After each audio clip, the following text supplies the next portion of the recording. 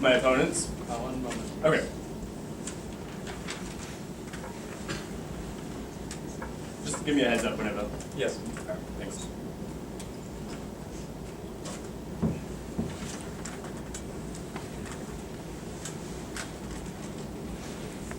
Are you ready? Thank you. And judges still, I presume? Alright, let's begin.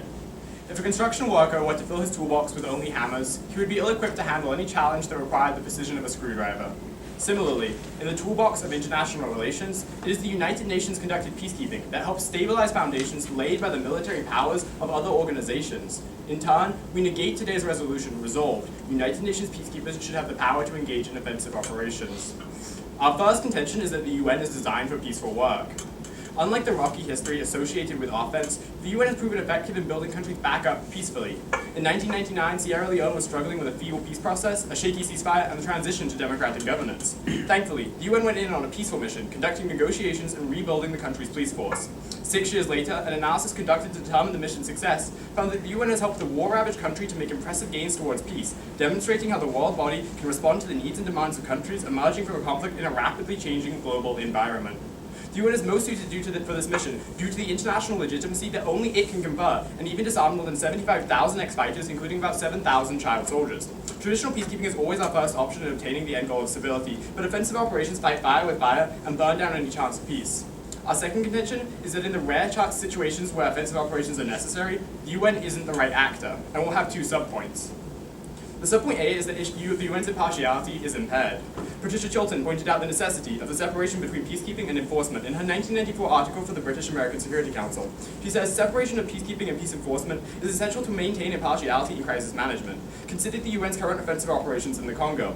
A 2013 Washington Post article tells us that the UN is openly supporting Congolese government forces, a move away from the principle of neutrality that has guided other UN missions. That could affect the United Nations' ability to negotiate future peace deals with the militias and risks deepening existing conflicts. This risk is further observed by the UN General Assembly, who said in 2013 that offensive operations could be marking peacekeepers as non-neutral targets and heightening the risk to civilian populations who might be targeted in reprisal attacks. As we see here, the UN's turn away from its impartiality most directly harms its goal of achieving peace. Subpoint B is that other actors are better suited. Taylor Siebel examined interventions in his 2008 article, and what he found was that out of 5 UN operations, the best that can be said is that the UN missions in Bosnia and Rwanda had a mixed record, while the other 3 were abject failures in his own words. The same dismal record is not true of other organizations. 7 out of 9 coalition efforts saved lives, while 2 out of the 3 unilateral efforts succeeded. The empirics here show us that the UN is much less effective in the battlefield than other actors have proven to be. These actors have and will continue to save more lives in reality, and are therefore better suited to conduct offensive operations. Our third contention is that UN offensive operations cannot work in the long term. The M23 movement is one of the largest regimes attempting to achieve power over the Democratic Republic of the Congo's natural resources. The primary goal of the UN and its DRC mission was to exterminate this M23 regime. Regardless of the success of the mission, however, it would fail to solve the true dilemma. It was said best by Amini Kabasha, Chief of Department of Communications and Media for M23. The biggest problem is the problem of security, she writes. Citizens of the Congo are arming themselves and joining militia groups out of desperation. When the UN turns their back on their original ideals, they turn their back on long-term security. Even if offensive operations which create the illusion of peace today, they do so with the guarantee of conflict tomorrow. In a world where the UN uses military force, meeting a country's humanitarian needs becomes exponentially harder. Therefore, a vote for con is a vote for future peace and stability. Former UN Undersecretary General Brian Urquhart once said that the moment a peacekeeping force starts killing people, it becomes a part of the conflict it is supposed to be controlling, and therefore a part of the problem. Judges, convict the violence, end the bloodshed, please vote con.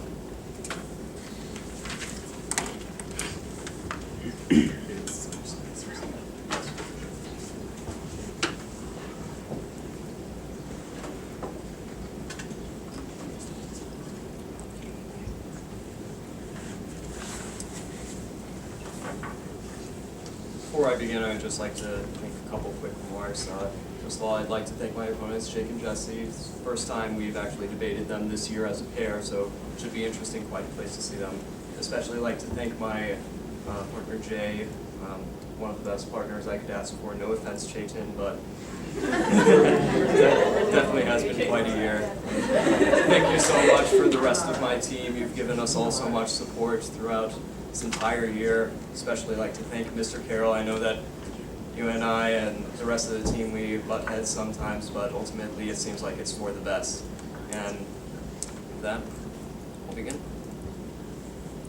My partner Jay and I affirm, resolve United Nations peacekeepers should have the power to engage in offensive operations. We begin with our observations. First, the affirmative need not prove that offensive operations are always successful, only that UN peacekeepers should have the option of undertaking offensive operations when deemed necessary, instead of only using a force as a means for self-defense. Second, the affirmative is trying to propose a meaningful solution to a bleak status quo. This means that the negative must prove how the con world without offensive operations is better than the pro world where UN peacekeepers are allowed to use offensive operations. With that, we have our first contention. Offensive operations are necessary. Subpoint A, the lack of action at vital times results in loss of life. Despite the UN's goal to save succeeding generations from the scourge of war, ordinary peacekeeping operations are insufficient for transitioning to peace. According to the Foreign Policy Association from April of 2013, before offensive operations, despite its mandate to protect civilians under imminent threat of physical violence, the inhabitants of the Democratic Republic of the Congo have dealt with a near constant state of conflict since the UN force put boots on the ground. The citizens have suffered from war crimes and crimes against humanity,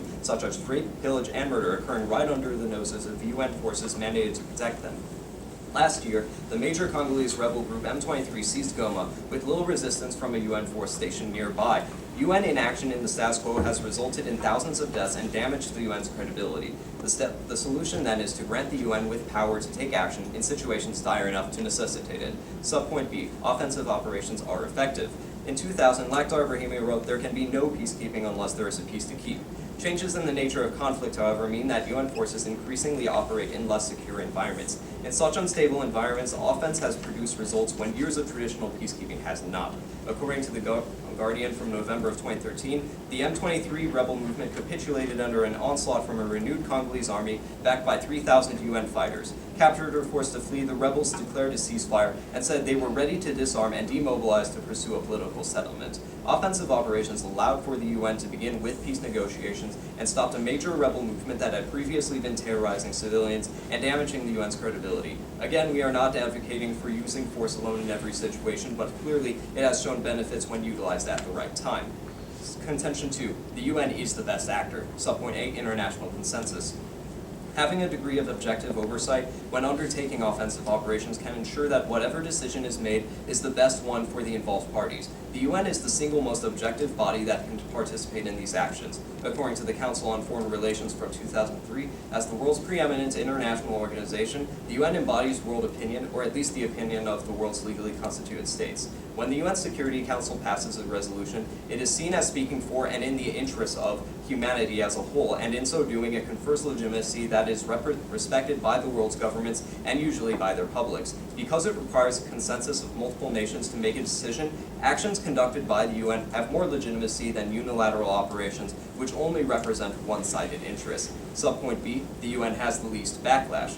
When unilateral actors attempt to use forceful intervention, it usually ends in disaster due to selfish motives. According to the Global Policy Forum, when nations act unilaterally, they only seek to make selfish gains without caring much for their alleged humanitarian purposes. This results in more retaliation against the occupying force. In fact, according to the Journal of Peace Research from 2011, a one standard deviation increase in the measure of military aid, arms exports, and military personnel raises the expected count of anti-American terrorism by 135%, 109%, and 24% respectively. This is due to increased tensions caused by nations fearing forceful intervention by other nations. Since the UN acts with an international consensus, the interests of any other one nation are put in check by the rest of the international community. For the reasons stated, we strongly urge approval ballot in today's debate. Thank you.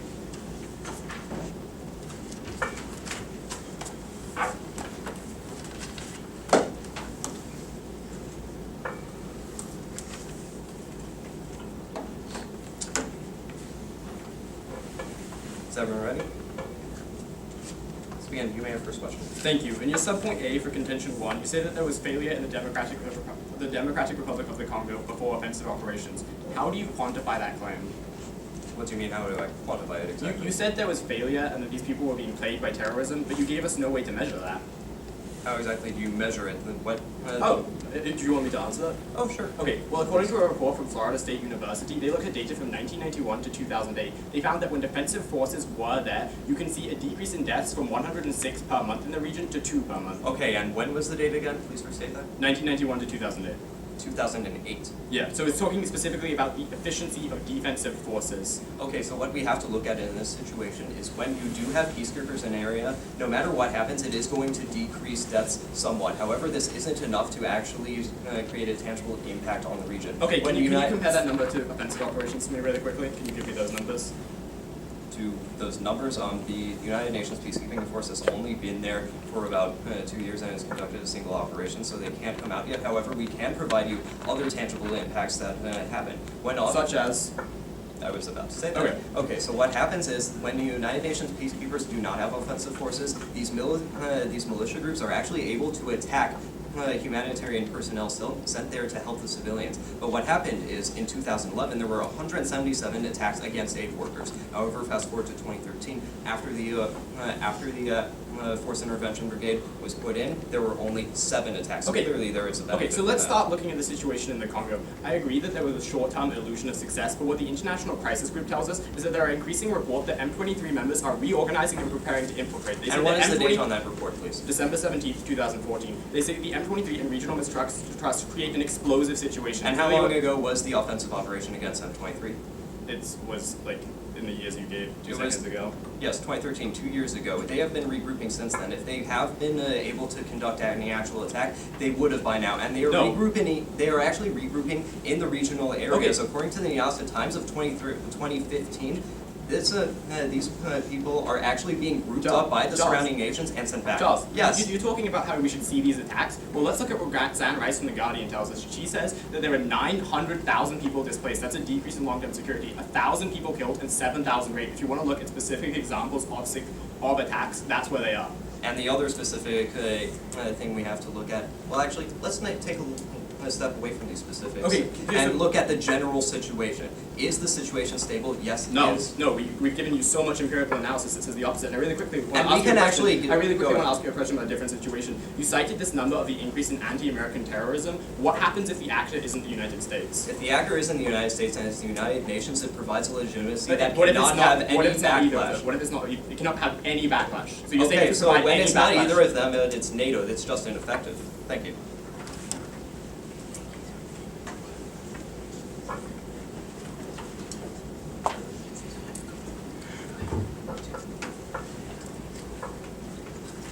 So, before we begin, partner, we got to dish out some thank yous, so I'm going to do that. First, I'd like to thank my brother and his wife Rebecca for being here today and also inspiring me to do debate in the first place. I'd like to thank Mr. Smith for being the best head coach that I've ever had, and then Ben Carson for being the best assistant coach, PF coach I've ever had. Okay, so I like my team. I'm really thankful for my team. They're always really supportive and we're always there for me, whether it's prepping or whether it's after the tournament, before the tournament, whatever. They've always been there for me, and I'm really thankful for that. Last but not least, Jesse, I'd like to thank you for being the best. There's no one I'd rather have this final round with than you. So with that, let's move on to my opponent's case. Is everybody ready? Okay, let's begin. Starting off with their first observation, where they show that the affirmative doesn't have to show that offensive operations should always be used. They never should actually be used within these regions. We show you with the Seibel study that the UN is not empirically effective when compared to these other actors in these different regions. We can always mandate these other actors to go in and perform these missions, and we don't need the UN to go in and do it because it doesn't actually achieve empirical success. Now, their second observation shows us the con world versus the pro world. But the con world is actually always better than the pro world. Because when you look at the pro world, you see these massive humanitarian harms that my partner referenced in the cross-examination. According to Zan Rice's 2009 Guardian article, the UN-backed offensive that my opponents are referencing has had disastrous humanitarian consequences, with more than 1,000 killed, 7,000 raped, and 900,000 displaced from their homes. It's having the opposite effect that we originally intended, and it's making the issue harder to solve for in the long run. Moving on to the first contingent subpoint A, where they talk about loss of life, specifically the Congo, I'll have a couple different responses. Now, my first response is that the UN can't actually solve the Congo issue. If you look to The Economist just 2 weeks ago, the UN will never have enough troops to secure the vast country, and the national army is corrupt, ineffectual, and brutal. Bloomberg shows us that there are about 24 rebel groups operating in eastern Congo, and the UN has not actually removed a single one of them. They're not going to get rid of all 24, especially with their minimal resources that they have. Now, my second response is that the Congo government themselves is actually going after these rebel groups. The Mail and Guardian Africa said just earlier this week that the operation against the FDLR, one of these terrorist organizations, was initially meant to be a joint effort from the UN and the Congolese army, but last week it was actually announced that the UN was not going to go in and only offer logistical support, and the effort was actually going to be led by the Congolese army. These peacekeepers don't need to act offensively because these regional organizations and the governments themselves can actually solve for it. Moving on to their sub-point B, I'm going to give you two specific examples along with the Cybolt study to show you why these results aren't actually achieved. Now my first example is Darfur. If you look to Rebecca Tinsley's 2009 Guardian article, the most obvious hindrance to the UN's mission in Darfur was its lack of troops. They only had 9,000 out of the 26,000 troops that they needed in the region, and they were all resented and mistrusted by the Darfuri people. But the interesting thing is, not only does Tinsley say that the UN did not have the resources to solve for it, but NATO did. According to Tinsley's article, she goes on to say that according to a recent report, at a conservative estimate, NATO alone could provide 104 suitable helicopters, which is 4 times the amount that the UN mission in Darfur actually requested. The UN doesn't have the resources, but these other organizations do because they have standing armies and they're ready for war. Now my second example is Rwanda. If we look at the African News Service from 2004, the Security Council passed another resolution to send some 5,500 troops offensively into Rwanda, but they didn't begin to arrive until after the genocide had ended. And that's because of legal hair splitting within the UN to decide whether or not what was going on in Rwanda, this killing of 800,000 individuals, was a genocide or not. According to The Economist, they arrived 3 to 6 months after the genocide had ended. We can't look to the UN because it won't actually have fast response times and won't solve the problem if it ever gets there. Moving on to their second contingent sub-point A, where they talk about how it's the most objective, you still get this objective capability when you use these other actors because the UN Security Council is still the one mandating it. It's not that the gun's being fired, it's who's firing the gun that's a problem. If we look towards NATO specifically, Michael Harsh from the German Institute of International and Security Affairs in 2012, given NATO and the UN's complementary resources, the UN can grant legitimacy and civilian expertise to these endeavors, while NATO's unrivaled military capabilities provide these operations with muscle and teeth. And the interesting thing is, each and every time the UN has mandated NATO in the past to go in and intervene, it's intervened and actually achieved success within the region. Moving on to their sub-point B about less backlash, this backlash still goes on humanitarian aid, and that's what we have to look at in today's round. In the pro-world, it's making the issue worse in the long run. According to the International Diplomacy and Public Policy Center from 2012, humanitarian aid organizations worry that the shift could put their workers at risk because armed groups will not distinguish between soldiers and those who feed, heal, and house civilians at war. We're showing you directly the pro-world versus the con-world in today's debate, and we're showing you this direct harm in the pro-world of all these humanitarian consequences, but only benefits in the con-world of actually seeing successful missions. So for that reason, vote con. Thank you.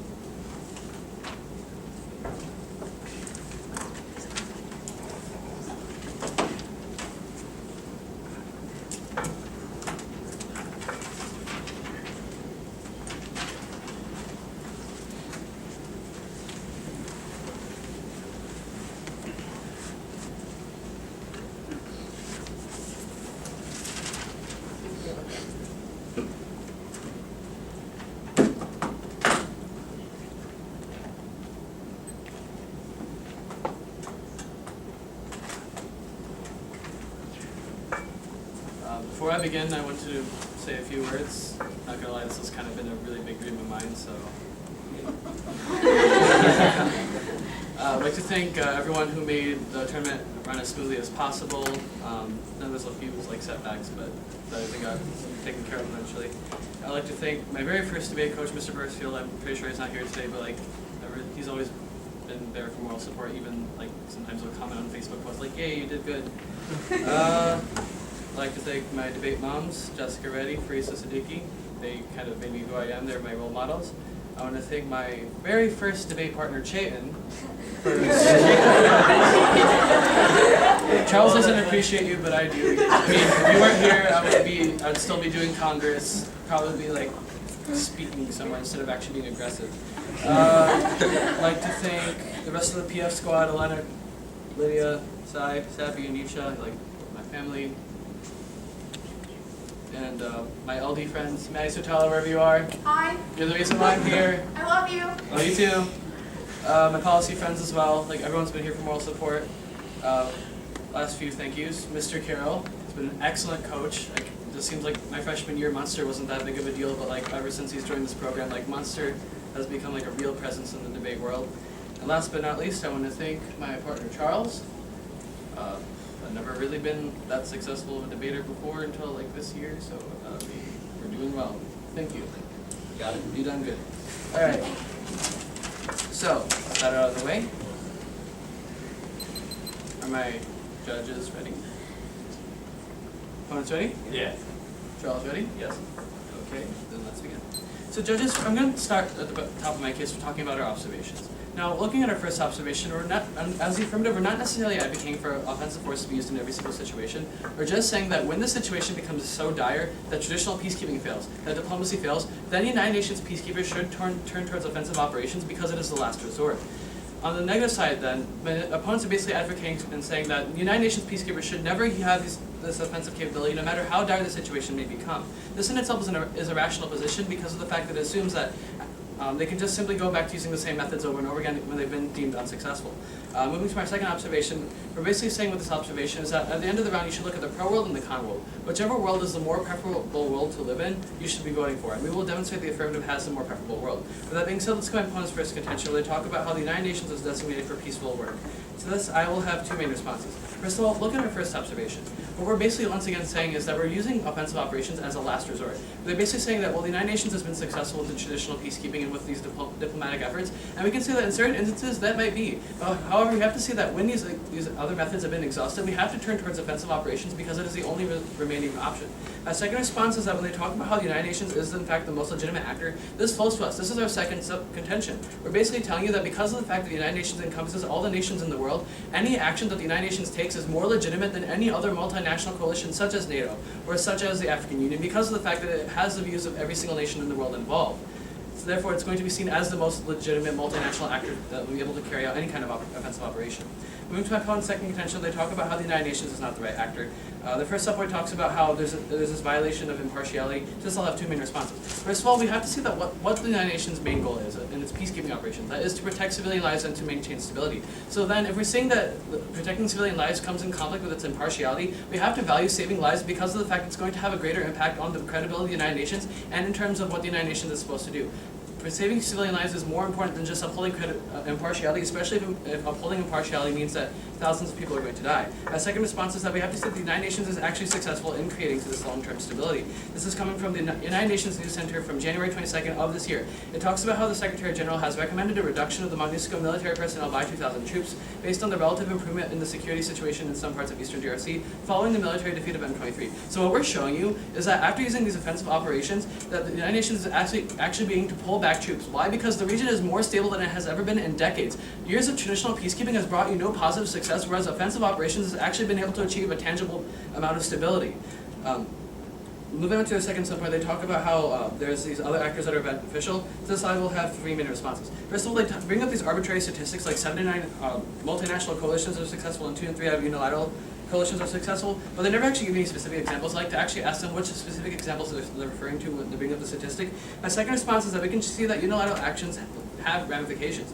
We actually talk about this in our case because of the fact we bring you this evidence talking about how when unilateral actors go in and use offensive operations, they often have their own personal interests in mind.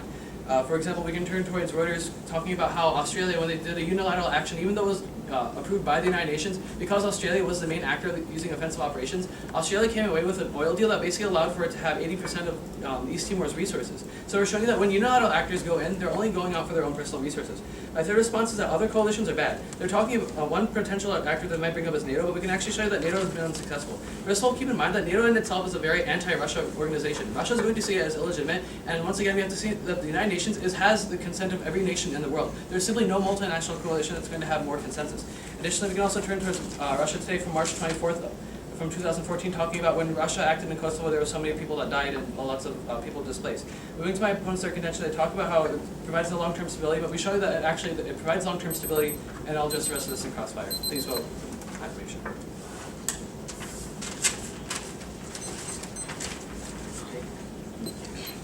Let's begin.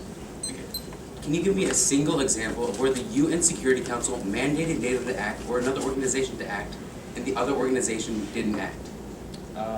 I don't have any other examples, but the fact of the matter is that we can actually look at when the United Nations, even if they, wait, I'm answering your question. The thing is that even if there aren't any examples where the United Nations has said, hey, do this, and the country said no, we do have an example where the United Nations told Australia to actually intervene in East Timor, and even though it was Australia had the United Nations backing, we're seeing that they came away with a majority of that country's resources. We're showing you that when unilateral actors act, Sorry. Jay, why I'm asking this question is because you said that offensive operations would be used when every other actor was been exhausted. But these other actors aren't going to be exhausted when you're seeing that they aren't rejecting these mandates. Okay, but the fact of the matter is, the reason why they're not rejecting these mandates is because they have personal interest in mind. We're showing you empirical evidence that when a country goes into another nation, they're trying to get something for their own personal gain.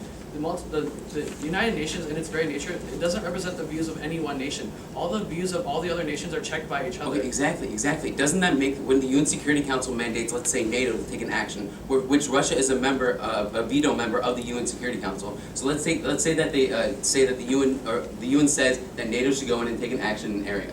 Okay, doesn't it still get the impartiality? Well, I'd rather not. Do legitimacy? you have any specific example where the United Nations actually told NATO to attack? Because I'd rather Yes, not. Afghanistan, Western Balkans, and Libya. Okay, well, we can actually see that. The fact of the matter is, we can also turn towards the fact that NATO itself is an international actor. We talk about how, in fact, when NATO was able to use offensive operations in places such as Yugoslavia, it resulted in these huge humanitarian Okay, but implications. I understand that there was one example of maybe failure, but what you see with our Cybolt study is that we look at all these actions as a whole. We have a meta-analysis that looks at each and every example of these interventions. When was this conducted exactly? This Cybolt study, I'm not sure exactly. I'll have a partner bring it up. And the point I'm trying to make here, was this done before the Ukrainian-Russian conflict? I do not believe so.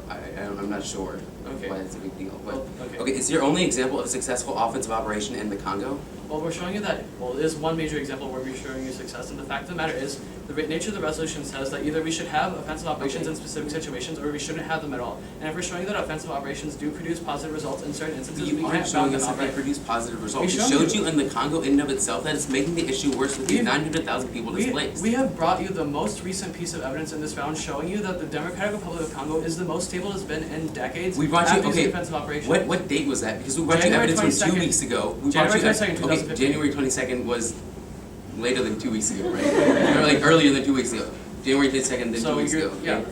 Like, we're providing more recent evidence to say that that was from The Economist legitimately 2 weeks ago that actually says that the UN doesn't have the ability to solve the problem. Okay, then what exactly is it looking at when it says that? It says that the UN does not have the resources or the military capabilities command to So actually what about solve the the fact issue. that Christian Science Monitor attributes M23's fall to MONUSCO and the fact that it actually resulted in other rebel groups being killed as well, or destroyed as well? Sorry.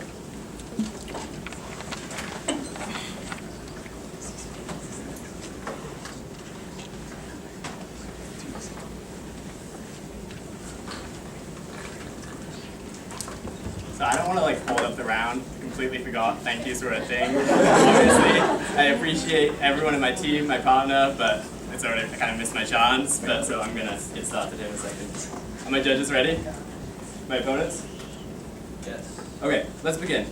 In analyzing today's round, we're going to look at two different scopes. The first is the long term. We need to keep in mind that if the UN drops impartiality, there's going to be massive negative effects to the lives that they argue themselves that we should protect. No one has the ability that the United Nations has to negotiate peace deals in the same way. There's no equivalent organization, like they say themselves, that fulfills this same role. On the other hand, we can provide for you many organizations that specifically provide uniquely military obligations. We need to keep in mind that any of the benefits they talk about are going to end up worse. Keep in mind that we can clearly see that this peacekeeping is important. We disarmed 75,000 people, 7,000 child soldiers. We gave you the statistics from Africa that says we were capable of cutting deaths from 106 to 2 in a region. It's pretty clear to see that when we use what the UN is best at, we're going to see success. But remember that even the UN General Assembly themselves said it would be a worse decision to switch back to this other situation. You're going to see more aid workers attacked. And in truth, it's not just a catchy Robin Thicke song, there's a blurring of the lines. According to Michael Hoffman, a senior humanitarian specialist, you can have a helicopter one day used to deliver the Force Intervention Brigade of troops to attack a village,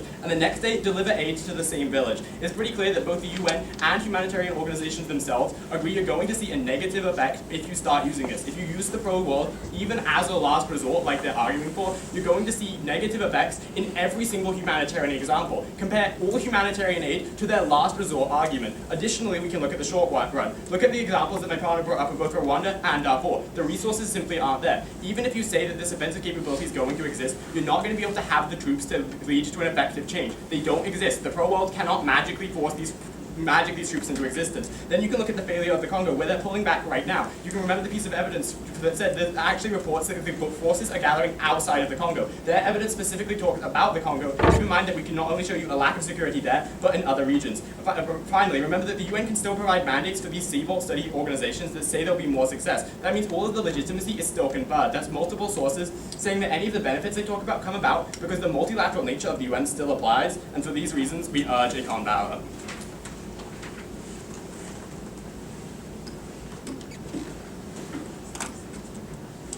Opponents ready? Yeah. Okay, ready? Judges ready? Okay, I'm just going to be addressing the issues brought up against my case. Let's begin. Okay, so the first attack my opponents brought up against my case was just talking about how there's this Economist article saying the United Nations is not equipped to handle these operations. However, you have to compare this to the study that my partner just brought up from the end of January of this year, and it is quoting the Secretary General of the United Nations, the person who is actually in charge of the entire United Nations. We also have another article from March of 2014 quoting Martin Kobler, who is actually in charge of the MINUSCO mission, and they both agree that because of this offensive operation, the area is more stable. I want to ask you, judges, which are you going to prefer? The economists or these people in these high-ranking positions who are actually controlling what's happening? With that, I'll focus on the empirics of what's actually going on in this situation. They bring up these numbers on how so many people are dying and being raped in the region. However, they never specifically link this to the offensive operation. They simply say that it was happening, and they don't even give a date on the source. And we can clearly see that M23 has been defeated. They cannot provide any evidence that they have been able to conduct any attacks. It's been nearly 2 years since they've been defeated. They will have had an attack by now. And even though they have spread to surrounding regions, this isn't a problem. I already brought up in this first speaker crossbar how, according to Nyasa Times, from January of 2015, they are being rounded up and sent back to the DRC to face justice. Clearly, M23 isn't a threat. We can also provide other people who have been defeated. According to Deutsche Welle, the German news source from December of 2014, FDLR generals have actually agreed to disarm. We see clear results from these. Their attacks on their further attacks, we're talking about how there are these lack of troops. They cite Darfur. However, according to foreign policy of April 2014, this wasn't even an offensive operation. The only reason people died was because the United Nations stood by and did nothing. This is a clear example of where offensive forces were needed. They say the United Nations cannot act quickly enough. However, I would like to remind you, judges, Resolution 2098, which mandated the offensive operation, was passed in under a week, and it was passed unanimously. Clearly, we see this international consensus. Thank you. Vote for it.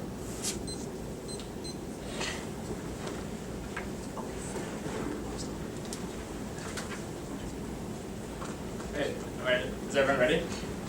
Yes. Okay, so you said that resolution was passed in under a week. How long did it take them to gather an army?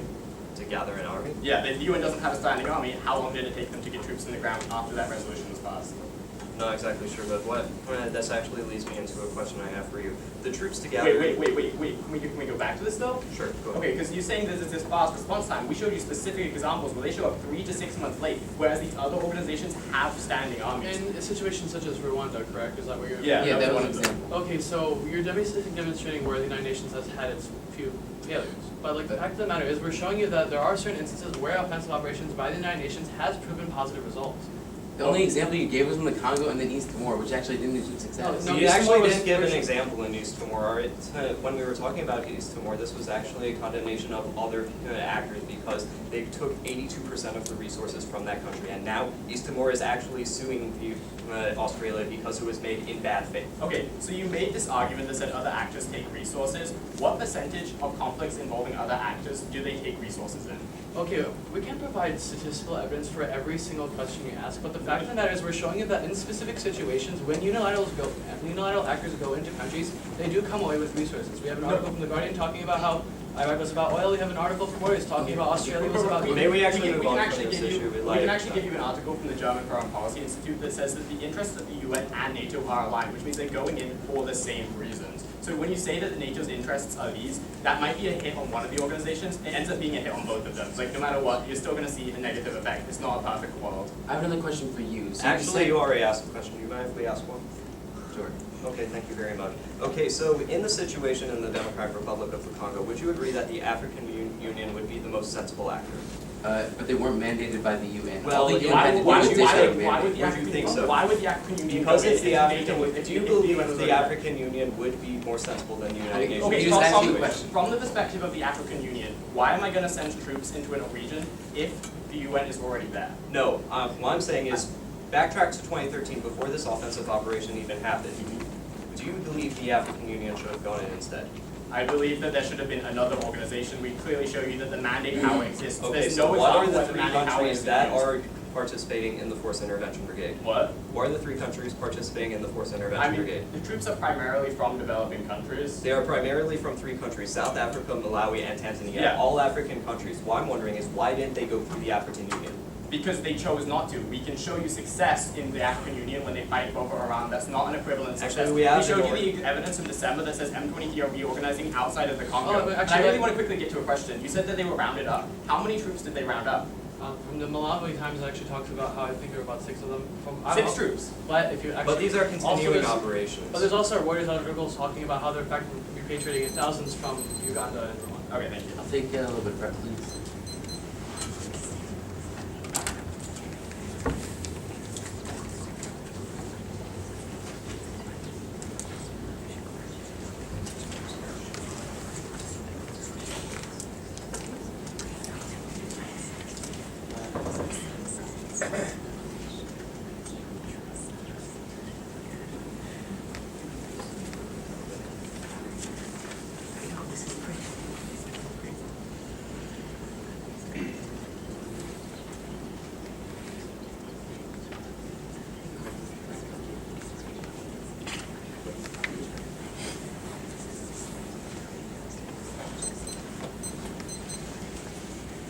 Alright, is everybody ready? Okay, with that, let's begin.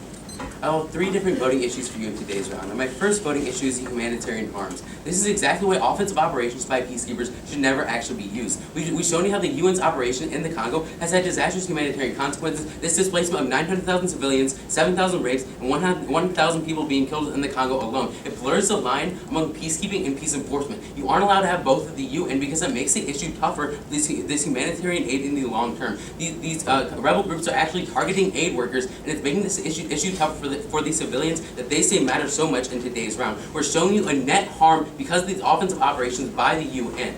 Now my second voting issue is other actors. We've shown you how they've never actually rejected a UN mandate. When peacekeeping or when offensive operations are needed, you shouldn't be using peacekeepers like the resolution says. You should be using these other actors. You maintain the legitimacy because you still go through the Security Council. If we look at NATO specifically, NATO actually has faster soldier recruitment because they have a standing army. The UN doesn't. We saw that with Rwanda because they arrived 3 to 6 months late. NATO has the resources. We saw that with Darfur because the UN doesn't have the resources. They only had 9,000 out of the 26,000 troops and didn't even have the helicopters. NATO's more efficient in the battlefield. We showed you that with the Cybolt study. This direct comparison of the UN with these other actors, and we saw that these other actors actually came out ahead. Referencing this African Union, the UN didn't go in after Boko Haram, this rebel group, but the African Union did. They stepped up and raised 7,500 fighters and are seeing success in the Congo right now with these killing of these rebels. My third voting issue is practical failure in the Congo. And this is the biggest example of offensive operations that my opponents could provide. But this Economist article 2 weeks ago shows you that these offensive operations aren't actually going to achieve the end goal of peace in today's round, which they say is so important. It only displaced M23 and they haven't responded to this. It's making the issue worse in the long run. They didn't lead to peace. This hasn't actually led to peace deals. Only the capturing of 6 of these rebels. It's not leading to peace. It's only leading to more conflict. So for that reason, you should vote con. Thank you. We'll take some running prep time, please.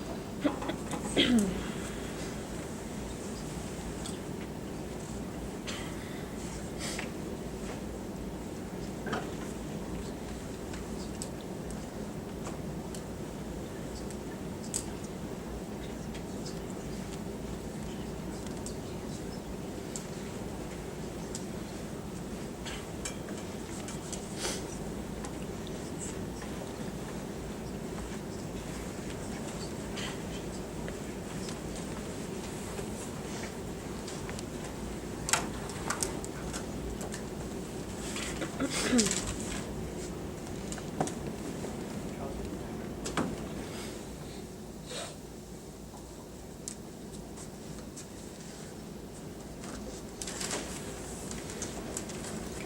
judges ready? Opponents ready? Yeah. Charles ready? Yes. Okay, then let's begin. So Judge, once again, look at our observation. There are two ways you can vote in this resolution. Basically, you can either say that in certain instances, the United Nations peacekeepers should have the power to engage in offensive operations, or they should never have this power. The negative is upholding an irrational position. They're saying that no matter how dire the circumstances may be, these United Nations peacekeepers should never be given this capability simply because they are United Nations peacekeepers. But we will actually demonstrate why the affirmatives have won today's debate with my two voting issues, the con world and the pro world. So first, let's look at the con world. Looking at the facts, within the con world where there were no offensive operations done by peacekeepers, M23 would still be at large active in the Democratic Republic of Congo. Other rebel groups also that were formed in defiance of M23 that were never addressed by United Nations through traditional peacekeeping would also still be at large in the Congo. They never actually address this. They basically say that, oh, well, they're escaping to other regions, but they never actually refute my evidence coming from things like Reuters and the Nyasa Times talking about when these rebel groups are actually escaping to other countries, they're being deported back to the Democratic Republic of Congo to face justice. This isn't just like a small number in the Nyasa Times, but also in Reuters, we show you that thousands are actually being sent back. So we're showing a large-scale amount of these rebels are being sent back to the Democratic Republic of Congo to face justice, ultimately showing you that offensive operations has accomplished what traditional peacekeeping could not. Additionally, on the con world, they're basically advocating for other actors. Now, first of all, we already established that when we use unilateral actors, yes, they might be quicker, but the fact of the matter is they have their own personal incentives in mind. We showed you when Australia went into East Timor, even when they were backed by the United Nations, they came away with 85% of their resources. They never responded to this. We have to see that. We can also talk about how I mentioned in Crossfire the Guardian. The United States went to Iraq for the sake of oil. They never refuted this either. We're showing you that even if unilateral actors are faster, they simply have their own incentives in mind. And even if they can advocate for NATO, you have to keep in mind that NATO doesn't have the legitimacy of the United Nations, simply because it doesn't have as many countries. So let's look at the pro world, which is today. In the pro world, M23 is no longer large. In the pro world, we're showing you that other groups are no longer large. In the pro world, we're showing you that FDLR is actually negotiating. They never refuted this, as my partner brought up. In the pro world, we're also showing you that fewer humanitarian aid workers are being killed. My partner brought this up in Crosslex, they never refuted that either. So we're showing you in the pro world, we're seeing tangible benefits that aren't achieved in the con world, and for these reasons, we can respectfully urge an affirmative ballot. Thank you.